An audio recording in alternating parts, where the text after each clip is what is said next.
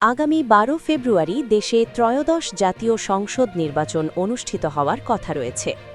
২৪শে জুলাই গণ-অভ্যুত্থান পরবর্তী এই নির্বাচনের মাধ্যমে বাংলাদেশে একটি নতুন সরকার গঠিত হবে এবং তারা দেশকে স্থিতিশীল অবস্থায় নিয়ে যাবে বলে জনগণ আশা করছেন। পার্বত্য চট্টগ্রামের পাহাড়ি জনগণ দীর্ঘ সময় ধরে তাদের ওপর চলা নিপীড়ন নির্যাতন থেকে মুক্তির দাবি জানিয়ে আসছেন। ২৪শে জুলাই গণ-অভ্যুত্থান পরবর্তী ড ইউনূসের নেতৃত্বে গঠিত অন্তর্বর্তী সরকারের কাছে তারা সেটা আশা করেছিলেন। কিন্তু ইউনূস সরকার তার বদলে অতীতের ফ্যাসিস্ট সরকারগুলোর মতোই সেনা শাসন জারি রেখে সাম্প্রদায়িক হামলা, নিপীড়ন, নির্যাতন, হয়রানি করে চলেছেন। অন্তর্বর্তী সরকারের এমন আচরণে পাহাড়িরা যার পরনাই হতাশ ও ক্ষুব্ধ হয়েছেন।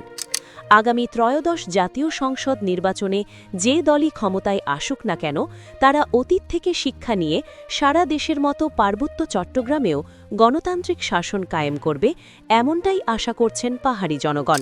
তবে আশঙ্কার বিষয় হচ্ছে, অতীতে যেসব দল বাংলাদেশ শাসন করেছে তাদের পার্বত্য চট্টগ্রাম সম্পর্কিত নীতি ছিল নিপীড়নমূলক।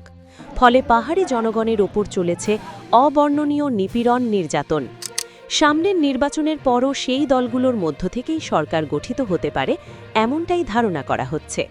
ক্ষমতায় আসার পর তারা যদি তাদের অতীতের পার্বত্য চট্টগ্রাম সম্পর্কিত নীতির পরিবর্তন না করে, তাহলে পার্বত্য চট্টগ্রামের পরিস্থিতির কোনো উন্নতি আশা করা যায় না।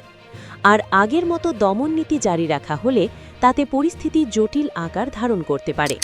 তাই পার্বত্য চট্টগ্রামে চলমান সেনা শাসন প্রত্যাহারপূর্বক সুষ্ঠু গণতান্ত্রিক শাসন কায়েমের জন্য এখনই দেশের গণতান্ত্রিক প্রগতিশীল দল, সংগঠন, নাগরিক অধিকার সংগঠন, ব্যক্তি এবং জাতিসংঘের সক্রিয় ভূমিকা ও হস্তক্ষেপ বিশেষভাবে প্রয়োজন বলে মনে করছেন রাজনৈতিক বিশ্লেষকরা।